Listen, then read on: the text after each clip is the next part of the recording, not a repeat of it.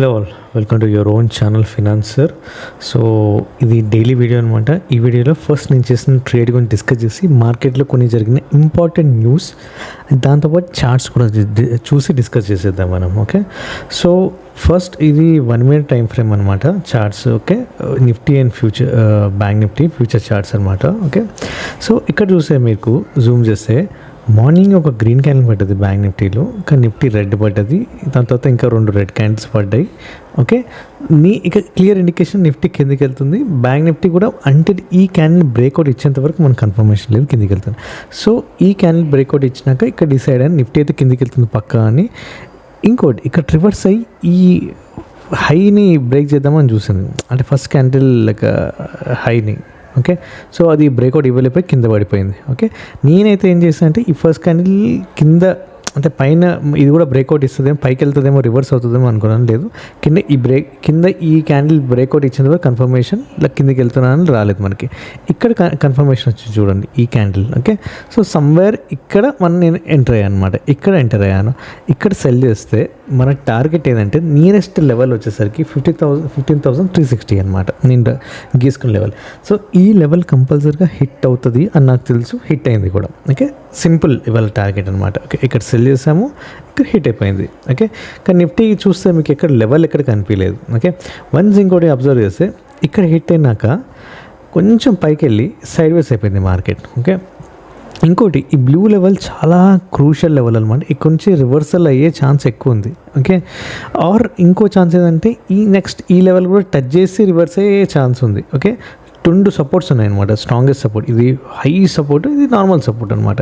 At least ఈ లెవెల్లో touch అయ్యి రివర్స్ పైకి వెళ్ళాలి, లేదా ఇక్కడ నుంచి రివర్స్ పైకి వెళ్ళాలి, బట్ అవ్వలేదు, సైడ్ వేస్ అయిపోయింది మార్కెట్. అంటే వీక్నెస్ ఉందన్నమాట మార్కెట్లో మనకి. ఓకే, సో అందుకే మార్కెట్లో ఎక్కువసేపు ఉండకూడదు, సెల్ చేయాలి, ఎగ్జిట్ అయిపోవాలి. ఇంకా కిందికి వెళ్తుంది లేదా ఇంకా రివర్సే పైకి వెళ్తుంది, స్ట్రాంగెస్ట్ సపోర్ట్ అని కూర్చుంటే మనకు ప్రాఫిట్స్ రావు, గుర్తుపెట్టుకోండి.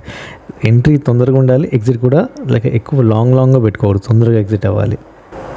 నెక్స్ట్ వచ్చేసరికి మిల్కీ మిస్ట్ IPO అనమాట, మార్కెట్లో లిస్ట్ అయింది. ఇది ఒక 140 రూపీస్ ఇష్యూ ప్రైస్ అయితే 165 ప్రైస్కి అయితే ఇంక్రీజ్ అయ్యి, అంటే ఆల్మోస్ట్ ఒక 17.9%, అంటే 18% ప్రీమియంగా లిస్ట్ అయింది అనమాట. ఓకే, ఇవాళ మీరు చూస్తే 1 minute టైం ఫ్రేమ్లో పైకే ఉంది చార్ట్ మొత్తం. ఓకే, సో ఎస్, ఇప్పుడు ఇన్వెస్ట్ చేయొచ్చా అంటే ఇమ్మీడియట్గా IPO ఎప్పుడైనా రిలీజ్ అయినప్పుడు కొన్ని రోజులు ఆగాలి, చార్ట్ ఎట్లా ఉందని ఇక్కడ మన IPO ప్రైస్లో ఇన్వెస్ట్ చేసే ముందు ఒక 2 విషయాలు గమనించాలి. ఓకే, ఎప్పుడైతే ఇక్కడ లిస్టింగ్ ప్రైస్ మార్కెట్ లిస్ట్ అయింది, ఇక్కడ ప్రైస్ వచ్చిందో కొన్ని రోజులు ఆగి నాక పైకి వెళ్తూ ఉంటుంది.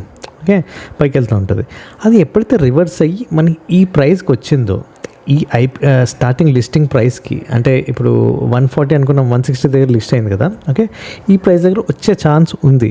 సో అక్కడ వచ్చింది అనుకోండి, వచ్చి ఆ ప్రైస్ కింద బ్రేక్అవుట్ ఇవ్వలేకపోయింది, ఇక్కడ నుంచే రివర్సల్ అయ్యింది అనుకోండి, అక్కడ ఇన్వెస్ట్ చేయాలి మనం, గుర్తుపెట్టుకోండి లాంగ్ టర్మ్కి. ఒకవేళ స్టాక్ మనకి లిస్ట్ అయింది కానీ లాస్ వచ్చింది, ఆ రోజు పడిపోయింది స్టాక్ మొత్తం, మళ్ళీ రివర్స్ అయ్యి ఎప్పుడైతే ఆ లిస్టింగ్ ప్రైస్కి బ్రేక్అవుట్ ఇచ్చి పైకి వెళ్తుంది అనుకోండి, అప్పుడు ఇన్వెస్ట్ చేయాలి. సో ఈ 2 సినారియోస్ గుర్తుపెట్టుకోండి మీకు. ఓకే, IPOలో ఏదైతే స్టాక్ IPO లిస్ట్ అవుతుందో ఈ 2 సినారియోస్లోనే ఉంటుంది, ఈ 2 సినారియోస్లోనే చూసుకొని మనం ఇన్వెస్ట్ చేసుకోవాలి.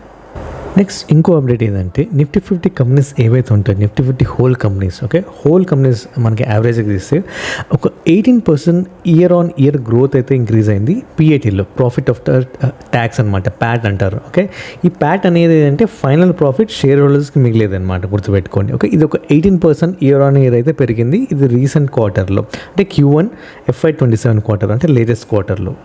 సో లాస్ట్ 10 quarters నుంచి ఇది హైయెస్ట్ గ్రోత్ అనమాట. 10 quarters అంటే రీసెంట్గా 2.5 years నుంచి ఇది బెస్ట్ క్వార్టర్ అనమాట. సో ఈ ఇండెక్స్లో స్ట్రాంగెస్ట్ కాంట్రిబ్యూటర్స్ ఏ ఇండస్ట్రీ అనేది చూద్దాం మనం. సో ఫస్ట్ వచ్చేసరికి బ్యాంక్స్ అండ్ ఫినాన్షియల్స్ అనమాట, వీళ్ళు కాంట్రిబ్యూషన్ ఎక్కువ ఇచ్చారు. సో దేనివల్ల అంటే స్ట్రాంగ్ క్రెడిట్ గ్రోత్ వల్ల. నెక్స్ట్ మెటల్స్ అనమాట, అండ్ టెక్నాలజీలో కూడా ఈ IT స్టాక్స్ అనేవి రికవరీ స్టార్ట్ అయ్యాయి. ఓకే, అండ్ టెలికామ్ స్టాక్స్ కూడా ఏదైతే ఉందో ARPO, average revenue per user అయితే ఇంక్రీజ్ అవ్వడం జరిగింది. సో ఇది కూడా రేజ్ అయ్యాయి, అండ్ ఆటో స్టాక్స్ కూడా రేజ్ అయ్యాయి. అండ్ మెయిన్ అండ్ అన్నీ కాంట్రిబ్యూట్ చేస్తాయి, బట్ ఒక్క ఇండస్ట్రీ కాంట్రిబ్యూట్ చేయలేదు, అదే క్రూడ్ ఆయిల్ అనమాట.